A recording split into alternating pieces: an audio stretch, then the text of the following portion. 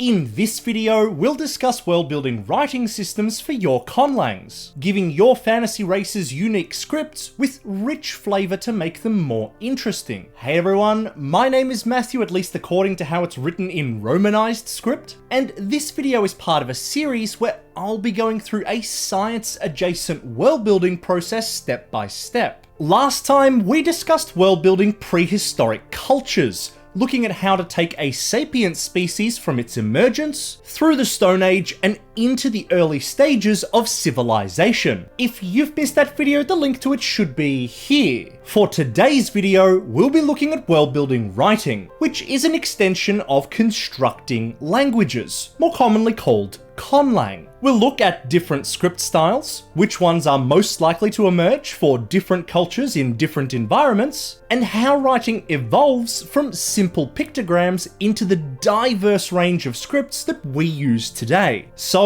without further ado, welcome to the World Building Corner.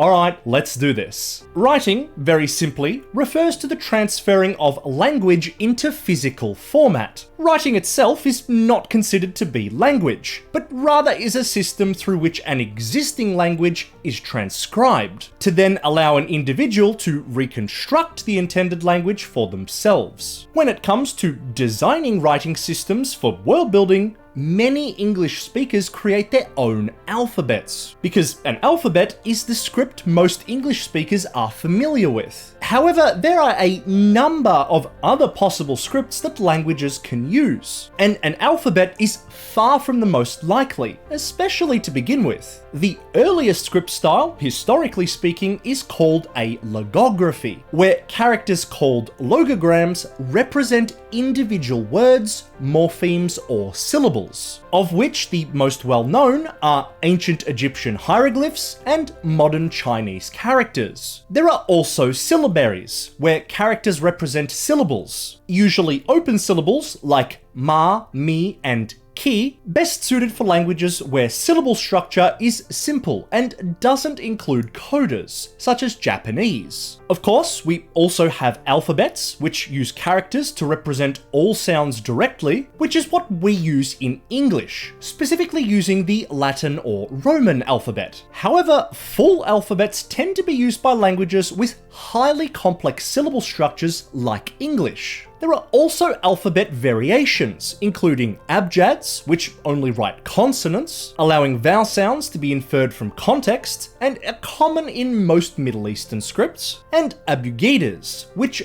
also only write consonants but indicate vowels through changing the consonant shape or through diacritics, which are small marks or accents added to letters found in most Indian and Southeast Asian writing systems. Abjads and abugidas tend to be favoured in languages with fewer vowel sounds, as inferring or marking the vowels in question is easier. Finally, there are featural scripts, which represent phonological traits within the script itself, such as all labial sounds like m, p, and b having similar characters, of which Korean Hangul is perhaps the best known example of. However, it's overwhelmingly likely for logographies to be established first, and for all other writing styles to be adapted thereafter. For ancient civilizations, it's conceptually easier to attach a symbol to an entire word or meaning, and on Earth, every single one of our independently created writing systems were logographies, of which all our modern writing systems can be traced back to. Of course, if you don't plan on creating a logography as your final product, then writing out an entire logography with symbols for every word just to evolve it into the script you want to use for your language is unnecessarily tedious. So here we'll look at the process to make final scripts out of logographies easily but accurately. This is the map of Locus, the fictional planet that we're world building across this series, with its 4 sapient species now having settled down, each with the potential to develop writing. However, rather than each settlement establishing writing independently, it's far more likely that writing would be created by the larger, more developed settlements and then spread to those nearby. At the dawn of the ancient era,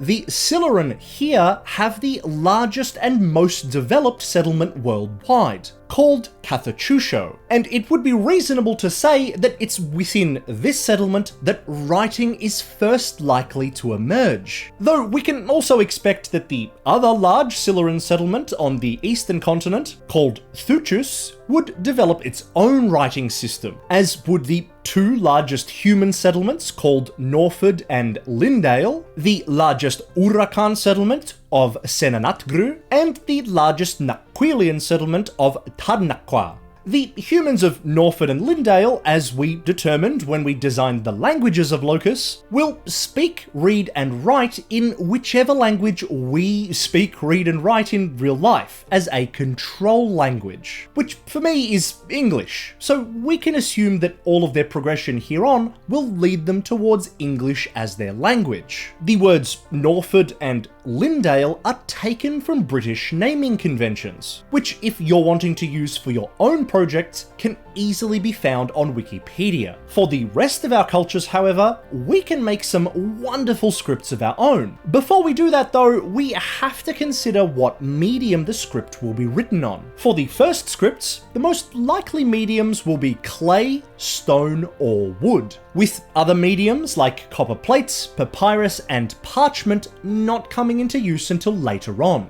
Generally, but certainly not always, we consider clay to be more heavily associated with cultures closer to the equator, while cultures closer to the poles tend to favour the use of stone and wood. Both Solaran settlements are in warm, dry environments, either tropical or Mediterranean, with excellent conditions for the use of clay as their writing medium. So let's have them create clay tablets not dissimilar to those used in ancient Mesopotamia. This choice is doubly useful as their sharp claws can easily carve into the wet clay, minimizing the effort required to write and giving their script a more cursive look. The Urakan settlement is located in a far colder environment with an abundant source of trees. So let's have them use wood as their initial writing medium, which favours more chiseled strokes in the direction of the wood grain, making symbols mostly vertically written. A consideration, now that we have symbols, is directionality, which refers to the direction that multiple symbols will be read in. In English, we read left to right, though in other languages it can be different, such as Arabic being read right to left, and Chinese being read top to bottom. Let's put some cultural world building into place to determine directionality. For the Solaran, there's a heavy cultural importance on the red moon of Locus, called Rufus, which rises in the east and sets in the west. The western Solaran settlement, called Cathachusho, is built into a small rise on the southern side of the river, meaning that looking out has an individual facing north. From this perspective, Rufus rises to the right and sets to the left, making right-to-left pathways considered sacred to the Cathachushi, so their script will also be written right to left. In contrast, the eastern Solaran settlement, Thuchus, has mountainous terrain block the view of Rufus until it's almost directly overhead, with its journey starting high in the sky and descending downwards, influencing Thuchushian script to be written vertically, top to bottom. For the Urakan, their writing direction is initially going to be influenced by their writing medium. Writing on trees means that writing top to bottom allows for the full length of the tree to be used, so this is likely how they develop their script. However, while a top to bottom script style may be necessary to begin with, once writing is formalized onto smaller mediums like wooden tablets or onto structures, the need for top to bottom script is not only less relevant, but it also makes communication with their neighbours in Norford more challenging. The Urakan therefore may develop two writing directions. One that is top to bottom for more internal use that might become their traditional formal script, and another that is left to right for more commercial use, becoming a more casual script. Kind of like how in Chinese writing, there are both traditional and simplified scripts. To signify the direction that writing is to be read, the Urrakan will use this symbol, which is intended to represent the branches of a tree, existing as a symbolic relic of their script's origins. To begin with, all the symbols used in early writing systems are likely to be quite complex to ensure that accurate meaning is conveyed. Consider that at this stage, writing is only one step down from drawing actual pictures. For example, this symbol in the Thuthusian writing system might mean animal, directly inspired by the Saltus, one of the animals the Solaran have been in regular contact with throughout their history. Of course, over time, these symbols are likely to become simplified, and as long as all the readers understand their meaning, their function remains the same. If you're going to keep a language as a logography, you can go through and do this for all the words and meanings in the language and have a complete script. However, we can simplify things even further by looking at the spoken languages themselves. Solaran and Urrakan have simple syllable structures of CVC and CCVC respectively, meaning that an entire alphabet may not be necessary, though with the presence of relatively few vowels, an abjad or abugida would be simple and logical. So I'm going to create an abjad for one of our two Siluran writing systems and an abugida for the Urrakan. For our Eastern Solaran, the Thuthusians, this earlier symbol that previously referred to the word animal, which is pronounced chas, may simplify to refer to the ch sound. This symbol for river, pronounced kathochus, simplifies to the k sound. Home simplifies thash to th, and so on. This transition from using logograms as effectively pictures into having them refer to actual sounds is called the Rebus principle, and is exceptionally common across many languages and writing systems. Importantly, I'm selecting symbols for this transition that are likely to be the most used in text. So for words with the ch sound, the word for animal is more likely to need to be written than the word for far, and so its symbol is more likely to be given precedent. Solaran also use voiced sounds to reference authority or importance. So words like sash and zaj might both mean head, but while sash might refer to a head anatomically, zaj is more likely to refer to a leader or someone in charge. Going through the phonetic inventory that we created for their language, we can create a list of symbols of the most used words for each consonant sound. With just these symbols referencing consonants, we've created a complete abjad, with any vowel sounds able to be inferred from context. For example, this sentence, read top to bottom, reads, "The male leader sits in the palace." Though, because we're writing in abjad, this sentence could also mean "the formal claw assistant own in B palace," which makes no sense, and even without context, most readers can tell that this is incorrect. While this might seem confusing to someone who only speaks English, we too have context dependencies. Like,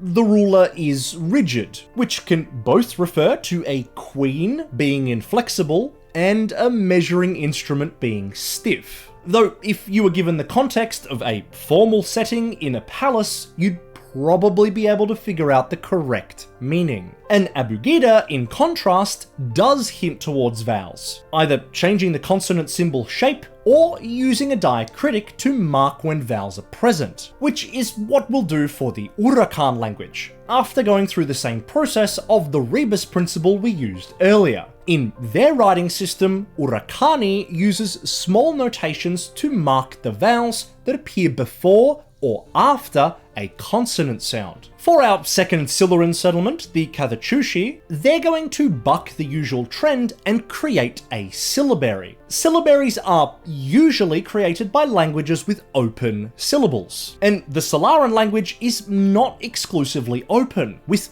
optional coders at the end of syllables. This doesn't make a syllabary impossible, however, and as part of the Silurians' writing transition away from logographs, symbols are going to denote syllables like t and th, and when writing words, coders will simply be ignored. The word tithatos, for example, meaning night, would be written as ti-the-ta, with the coda S left out. There's precedent for this system of dropping the coda across several real-life writing systems, including ancient Greek. An alternative to this is that the coda is written as its own syllable, such as the C symbol, making the word written as tithatosi. But this isn't the path that we're going to follow. With coders being dropped in writing, there's the possibility over time for it to be dropped in spoken language as well. And we now have two separate Solaran languages developing, one with coders and one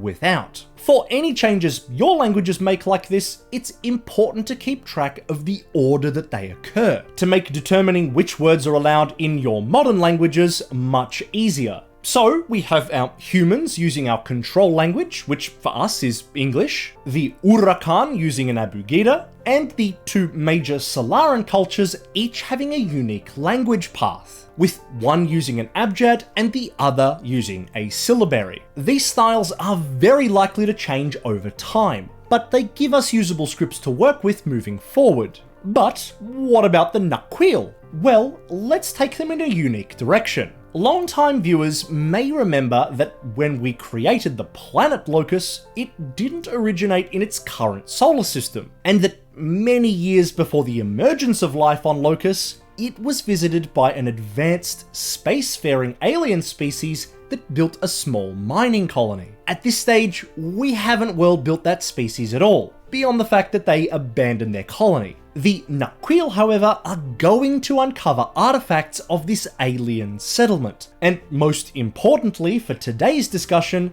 be exposed to remnants of their alien writing, copying it for their own use. This is a very common occurrence on Earth, and a huge number of languages, including English, don't use their own writing system, but rather have borrowed it, or at least had it forced upon them, from another culture. Of course, for the alien writing to survive for so many years, it will have to be on composite materials that the Naquil are nowhere near advanced enough to create for themselves. Let's say, however, that the material is aesthetically similar to stone, and so the Naquil will begin to replicate this writing on stone tablets, skipping the logography stage entirely and moving straight into having a full alphabet, which fits well with their complex syllable structure. Stay tuned in the future for the uncovering of these alien artifacts to have significant cultural implications for the Naquil.